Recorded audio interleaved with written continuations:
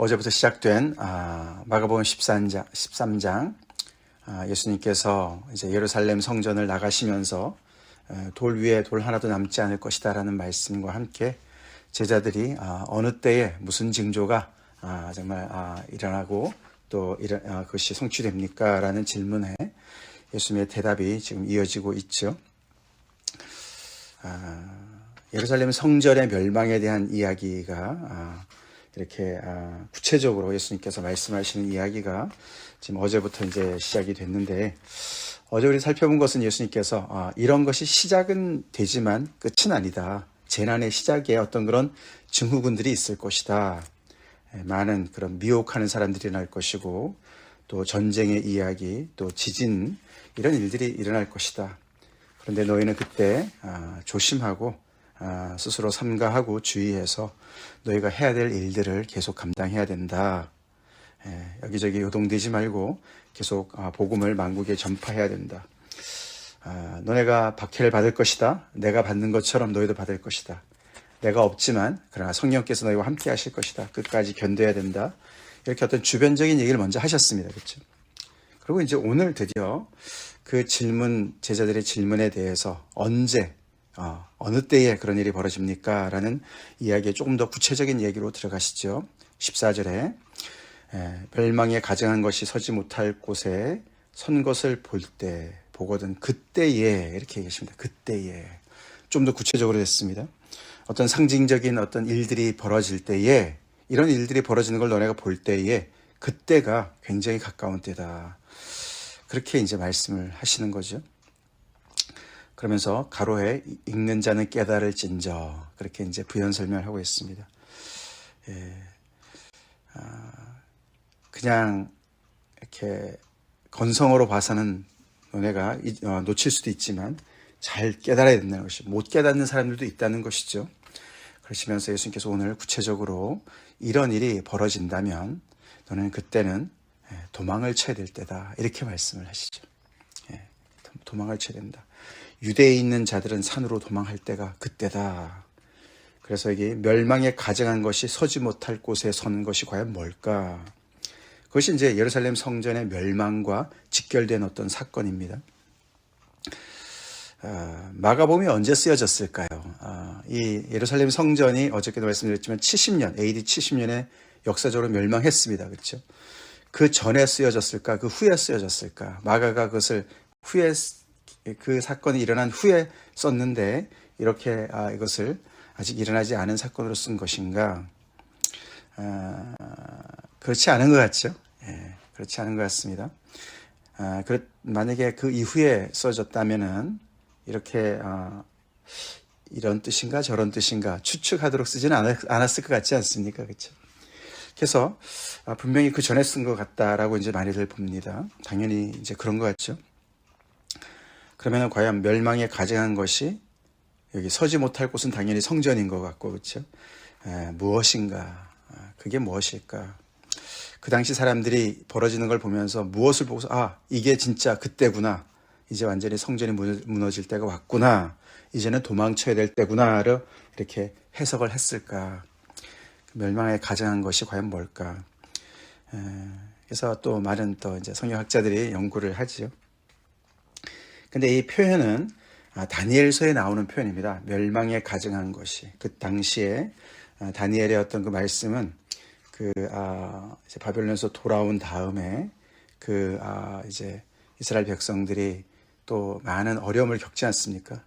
특별히 그리스 알렉산더 대제, 그때 그 당시에 천하를 호령하던 그 세력이 이제 이렇게 여러 가지로 갈리면서 그 틈바구니에서 굉장히 또 이스라엘 백성들이 많은 어려움을 겪었었는데, 특별히 그때 그 안티오쿠스 에피파네스라는 그 약간 정말 그 정신이 돈 그런 왕이 있었는데, 그 당시에 굉장히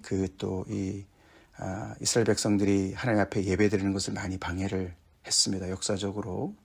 그래서 이방인 군대들이 이 예루살렘에 들어와서 그 하나님께 드리는 제사를 중단시키고 거기다 이방 제단을 쌓았다 그래요. 성전 안에다가. 그때 다니엘이 이제 그거에 대한 염두에 두고 얘기하는 거거든요.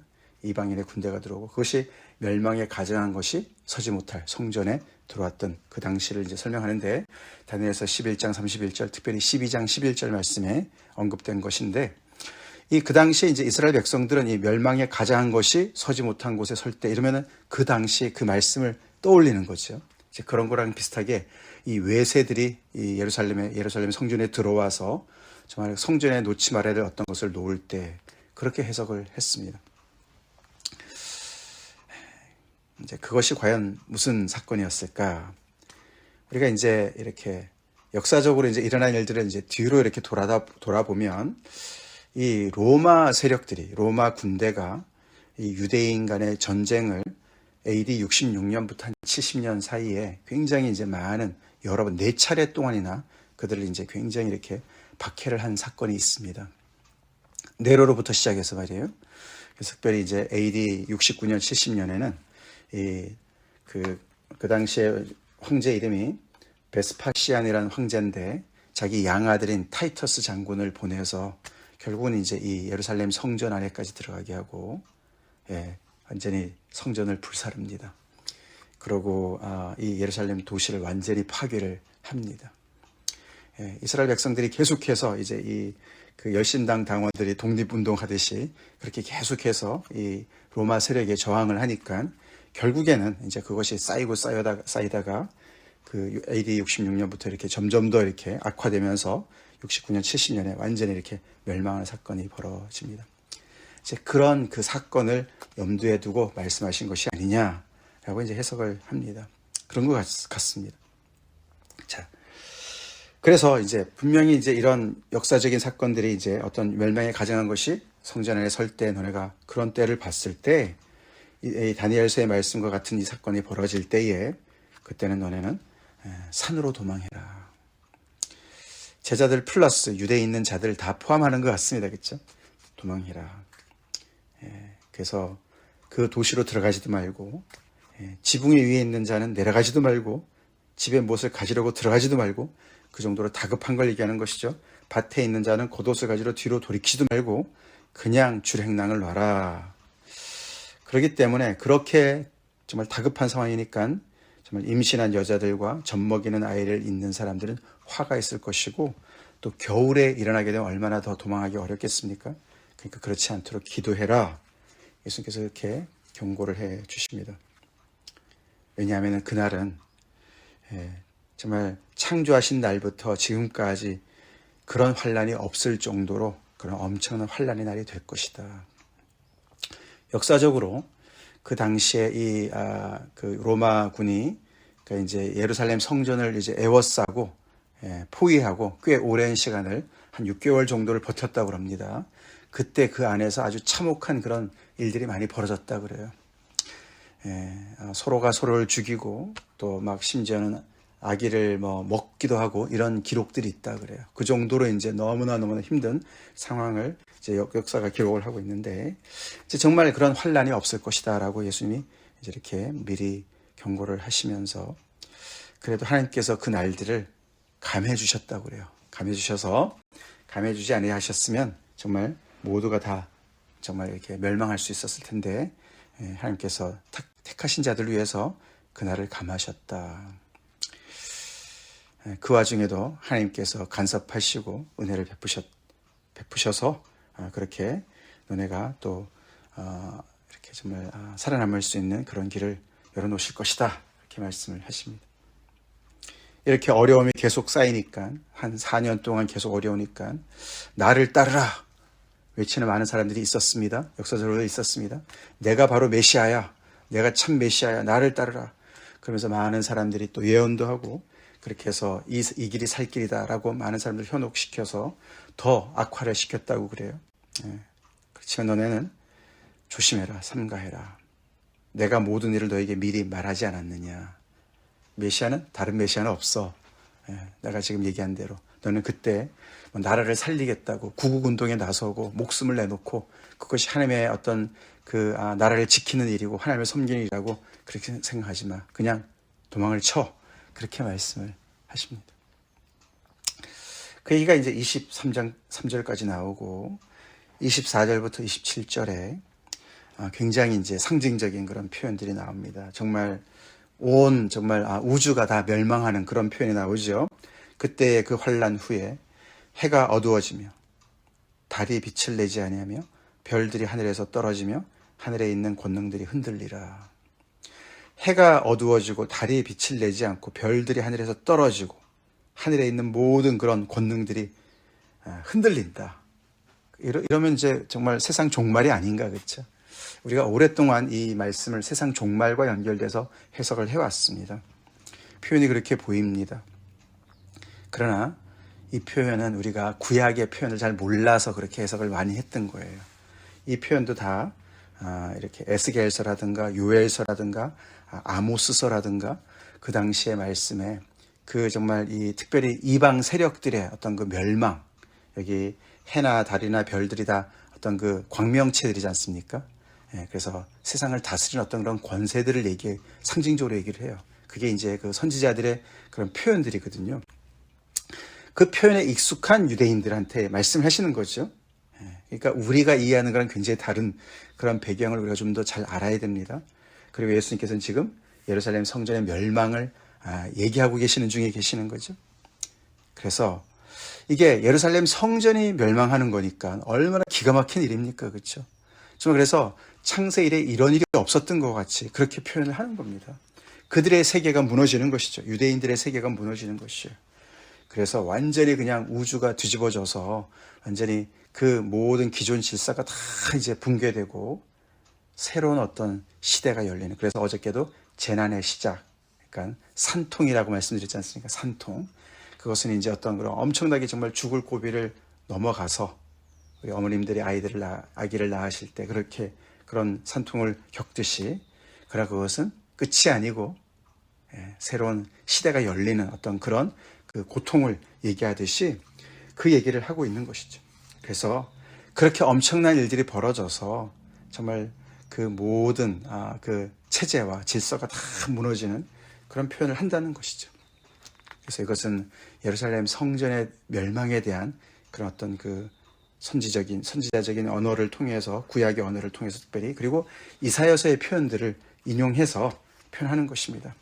이사야서 특별히 오늘 여기 매일 성경도 설명이 잘 나와 있는데 이사야서 13장 10절이라든가 34장 4절에 이런 똑같은 표현들이 나오는데, 그것은 그 이사야서에서는요, 그것이 바벨론 제국의 멸망이랑 또 에돔의 멸망을 상징적으로 표현한 거예요. 그렇지만 여기서는 외세의 멸망을 얘기하는 것이 아닙니다. 그렇죠? 예루살렘 성전의 멸망을 얘기하는 거. 그러니까 참 얼마나 참 역설적입니까? 그렇죠? 이사야 때는 그 백성들을 괴롭힌 이 이방 제국의 멸망을 그렇게 표현했는데, 그 똑같은 표현을 가지고 예수님께서 예루살렘 성전의 멸망을, 즉 예루살렘 성전을 멸망한다는 얘기는 예루살렘 성전을 정말 우상화하고 신봉했던 모든 세력들의 멸망을 동시에 얘기하는 것이죠. 그렇죠? 말씀하시는 것이죠. 자, 그 얘기는 곧 무슨 역사랑 연결되어집니까? 무슨 일과 연결되겠습니까? 예수님께서 계속해서 지금 예루살렘으로 들어가신 다음에 무화과 나무의 저주 사건이 있었지 않았습니까? 상징적으로, 그렇죠, 이렇게 잎사귀만 무성한 이 성전이 정말 이 하나님의 만민이 기도하는 집으로 세운 집을 강도의 소굴로 만드는 이 모든 것들, 결국은 무화과 나무가 저주를 받듯이 이 예루살렘 성전에 대한 어떤 심판을 예고하시고 말씀하셨는데, 그 모든 것들이 결국은 이루어진 거 아닙니까? 그렇죠? 예수님 말씀대로. 그래서 결국 여기 26절에 그때의 인자가 구름을 타고 큰 권능과 영광으로 오는 것을 사람들이 볼 것이다. 그 말이 예수님의 말씀이 다 옳았구나. 예수님의 예언이 다 옳았구나. 즉 예수님이 참 메시아시구나. 그것을 인정하는 그런 어떤 새로운 어떤 그런 역사가 정말 이렇게 열리는 것을 얘기한다는 것이죠.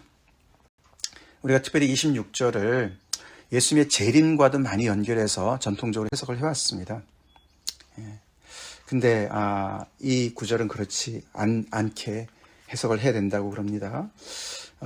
여기 인자가 구름을 타고 큰 권능과 영광으로 오는 것이 어디로 가시냐 하면은, 여기 우리가 이게 다니엘서 7장의 13절 14절 말씀이거든요.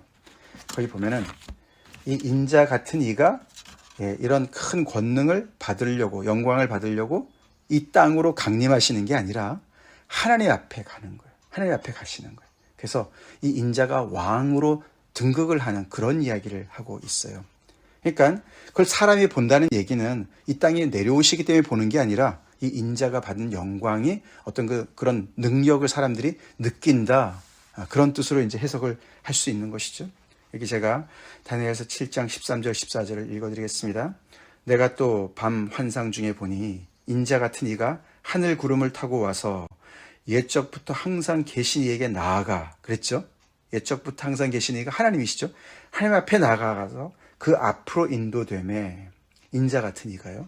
하나님 앞으로 인도되매 그에게 권세와 영광과 나라를 주고 모든 백성과 나라들과 다른 언어를 말하는 모든 자들이 그를 섬기게 하였으니 그래서 그의 통치 세력이 이제 이 모든 세상으로 미치는 그런 것을 얘기하는 것이죠. 그의 권세는 소멸되지 아니하는 영원한 권세요 그의 나라는 멸망하지 아니할 것이니라. 그래서 이 다니엘서 이 특별히 7장 이 말씀을 통해서 인자가 여러 가지 다른 해석도 가능하지만 이 다니엘서 7장의 말씀에 의해서 이제 메시아의 어떤 그런 메시아를 상징하는 그런 인물이 될 것이다라고 많이들 이제 또 추정하는 그런 단어가 됐죠. 그래서 결국 이 예루살렘 성전의 멸망과 연결되어져서 예수님께서 드디어 정말 참 메시아 되심을 모든 사람들이 인정하고 그분의 왕권 하나님으로부터의 그런 정말 인정받으시는 것을 신원함을 받는 것을 다들 인정하게 될 것이다. 그렇게 연결을 해볼 수 있고 또 해야 되고 또 7절 27절은 그렇게 되면서 그때에 그가 천사들을 보내어 자기가 택한 자들을 땅 끝에서부터 하늘 끝까지 사방에서 모으리라.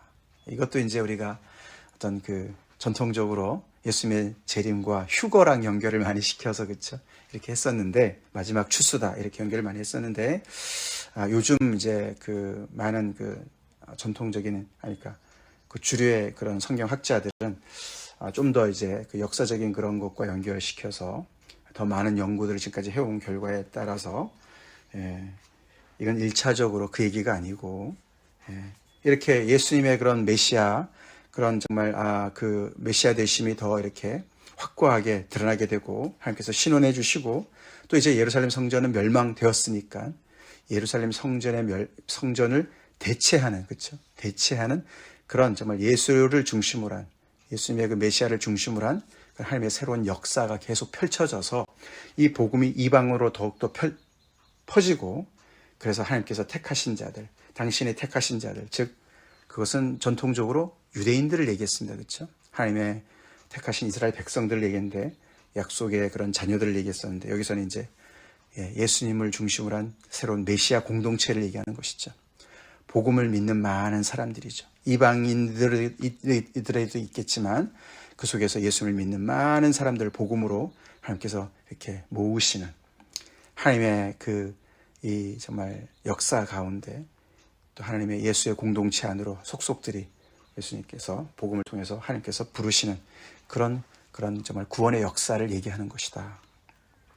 천사들은 아마 하나님의 그런 사역자들, 사도들, 그런 종들을 얘기하는 것 같습니다. 자, 그렇게 해서 이 이스라엘 백성들이 그렇게 정말 모든 것의 중심지였던 그 성전이 이렇게 타락을 하고 제 기능을 발휘하지 못하고 오히려 그것을 중심으로 해서 하나님을 이렇게 대적하고 마치 예레미야 시절 때도 그랬고 그렇죠. 그렇게 이것이 성전이다 붙잡고 있었고 모든 정말 그 알맹이는 다 쏙 빠져 있는 그런 정말 종교 행위에 빠졌었던 그 당시랑 똑같이 이렇게 타락한 이스라엘 백성들에게 결국은 이 성전을 대체하시는 예수님의 놀라운 역사, 새로운 역사를 통해서 하나님의 새로운 일이 펼쳐질 것을 이렇게 상징적인 언어로 말씀을 하신다는 거예요. 결국 그래서 오늘 보면은 예루살렘 성전은 곧 이렇게 여러 가지 그런 조짐을 통해서 이제 준비 작업이 끝나고 이런 멸망이 가장한 것이 서지 못할 곳에 선 것을 통해서 구체적으로 역사들이 점점 더 이제 그 멸망으로 치닫게 되다가 그 날이 올 텐데 그 날이 이렇게 어려울 것이고 그때 그 결과로 이제 인자는 왕으로 이제 이제 인정을 받고 그 인자를 중심으로 한 하나님의 새로운 역사가 펼쳐질 것을 소망의 메시지를 이렇게 전하고 있다는 것이죠. 복음이 그렇게 이 이스라엘의 모든 그 예루살렘 성전, 그것을 중심으로 한 그들의 모든 유대교의 그런 정말 그 완성이자 그것을 통과한 새로운 생명체인 줄을 믿습니다. 거기에 우리는 부르심을 받아서 우리는 정말 이제 예수님의 새로운 그 공동체 안에 새 이스라엘의 하나님의 역사에 그렇게 정말 초대를 받아서 하나님의 택하신 자들로 이렇게 그 안에서 정말 예수님을 중심으로 우리가 하나님의 성전으로 세움을 받는 그런 존재가 된 것이고 2000년 전부터 시작된 그런 그 역사 속에 우리가 있게 되는 것이죠. 자, 이 모든 말씀이 그 당시에 있는 사람들한테 직접적인 얘기가 되는 것이죠. 이제 내일도 좀 이제 더 얘기가 나오지만, 자, 그래서 그 당시에 제자들한테 예수님께서 이런 일이 벌어질 거기 때문에 사실 그래서 내일 나오지만 이 세대가 지나가기 전에 이것이 다 이루어질 것이다 이렇게 말씀하세요, 예수님이. 그 말씀은 상징적인 표현이 아니었어요. 직접적인 표현이었어요. 그래서 이 모든 말씀에 해당되는 그 주인공들은 그 당시 사람들이지만, 그러나 우리에게도 계속 해당되는 말씀인 줄 믿습니다.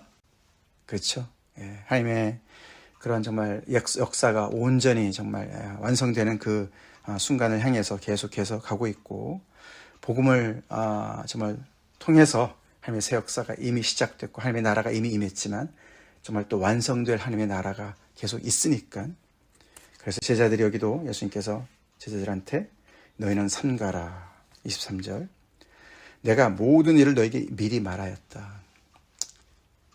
우리가 다급하면 여기저기서 정말 정신없이 일이 터지고 그러면 이 소리를 들어야 되나 저 소리를 들어야 되나, 이 사람을 따라가야 되나 저 사람을 따라가야 되나, 정말 기적과 이적을 행하면서도 그렇죠, 많은 거짓 선지자들이 있을 수가 있다는 것이죠.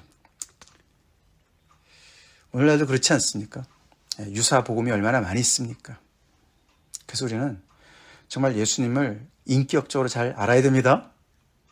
이런저런 얘기만 듣고 이리 몰려다니고 저리 몰려다니고 예수님을 믿는 것이 무슨 정말 출세하기 위해서, 나의 유익을 위해서 우리가 계속 예수님을 이용하는, 그 당시 사람들이 성전을 이용했듯이 복음을 이용하고 예수님을 이용하다가는 이리저리 휩쓸리게 되는 것이죠.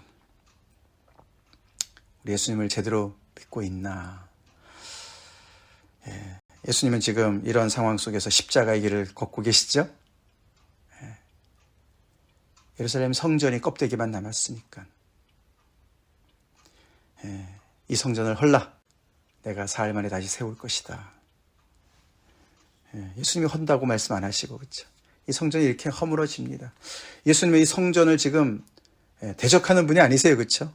예수님이 성전을 정말 이렇게 모독하는 것이 아닙니다.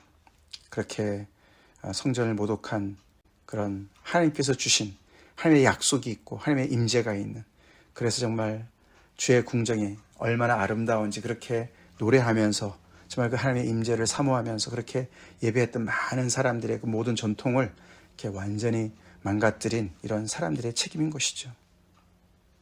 그래서 하나님은 정말 건축자들의 버린 돌을 시작으로 해서 정말 가장 중요한, 그죠? 모퉁이의 머릿돌로 삼으시고 하나님의 새 역사를 사랑으로, 인내로, 능력으로 행하시는 것이 바로 복음이라는 것이죠. 그래서 그 복음은 계속 예수님께 붙어 있어야 되고 예수님과 구체적인 그런 제자로서의 삶으로 순종을 해야만 이런 많은 혼란과 환란 속에서 정말 통과하면서 계속 하나님의 그런 진정한 역사 속에서 정말 붙어 있을 수가 있게 되는 것이죠. 우리 믿음, 확실한 믿음 맞습니까? 진짜 맞습니까? 나의 믿음은 진짜인가? 껍데기만 붙잡고 있지 않나? 종교적인 어떤 행위만 붙잡고 있지 않나? 예루살렘 성전을 붙잡고 있었던 그런 사람, 이 당시 사람들이 이런 과정을 겪으면서 교회는 계속해서 예수님이 이미 말씀하신 말씀을 통해서 그 당시에 벌어지는 상황들을 보고서 가늠하고 거기서 이렇게 잘 정말 그 위급한 상황을 잘 넘어갔겠죠. 정말 말씀이 정말 그들의 정말 발의 등이고 길의 빛이 되었겠죠.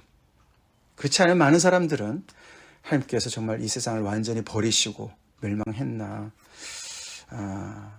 세상 종말이 오나 그렇게 생각을 했겠죠. 오늘도 마찬가지입니다. 여기저기서 많은 일들이 벌어지지만 우리가 말씀에 깨어 있으면 갈 길이 보일 줄로 믿습니다. 아멘. 예, 오늘도 우리가 걸어야 할 길은, 걸어가야 될 그 진리의 길은 확고할 줄로 믿습니다. 좌로나 우로나 치우치지 아니하고 여기저기 흔들리지 아니하고, 우리가 주님과 늘 살아있는 교제 속에서 우리의 걸음이 당당하게 확실하게, 우리가 말씀을 전하면서 박해를 받더라도, 어떤 때는 또 도망을 치더라도 계속해서 우리가 말씀 안에 굳게 설 줄로 믿습니다. 같이 기도하겠습니다. 하나님, 오늘도 살아계신 하나님의 말씀을 통해서 모든 역사를 주관하시고 그 가운데서도 하나님의 뜻을 행하시며 이루시는 그런 놀라운 일을 또 우리가 묵상합니다. 특별히 예루살렘 성전이 무너진 것을 여러 표현을 통해서 말씀하시며 제자들을 삼가라고, 조심하라고, 깨어있으라고 말씀하시는 말씀, 또 역사가 그것을 증명하고 예수님 말씀하신 대로 정말 예수님께서 정말 참 이스라엘의 대표자신 메시아이신 것이 드러나고 하나님께로부터 인정받고, 또 예수님의 그 죽음과 부활의 역사를 통해서 하나님의 새 역사가 펼쳐진 것을 저희가 이렇게 돌아보며 그 속에 우리가 그 놀라운 그 복음 안에 우리가 들어가 있음을 인하여 감사드리며, 또 복음에 대한 정말 더욱더 확신을 가지고 우리가 그 안에서 더 주님을 따라가기 원합니다. 하나님의 이 역사가 정말 아버지 과거에만 일어난 것이 아니라 지금도 진행 중에 있습니다. 우리에게도 많은 미혹하는 세력들이 있고 소리가 있습니다. 우리도 또한 아버지 이제는 복음을 우상화해서 잘못 우리가 껍데기로 취급할 위험들이 있습니다. 우리가 더욱더 깨어서 참으로 예수님의 제자로서 우리의 믿음이 진짜가 되게 하시고, 많은 혼란 속에 혼동 속에 있다 할지라도 예수님께서 하시는 말씀을 잘 듣고 따라가며 순종하는 저희가 되게 도와주시옵소서. 우리의 본분을 다하게 도와주시고, 주님의 제자로서 아버지 우리가 감당해야 될 사명을 잘 감당하는 저희가 되게 도와주시옵소서. 예수님의 이 역사가 온전히 이루어질 때가 올 줄로 믿습니다. 그날까지 믿음을 계속 정말 아버지 정진하며 주님 앞에 나아가는 참된 제자로 살게 하여 주시옵소서. 저희가 깨어있게 하여 주시옵소서. 예수님 이름 받들어 간절히 기도드립니다. 아멘.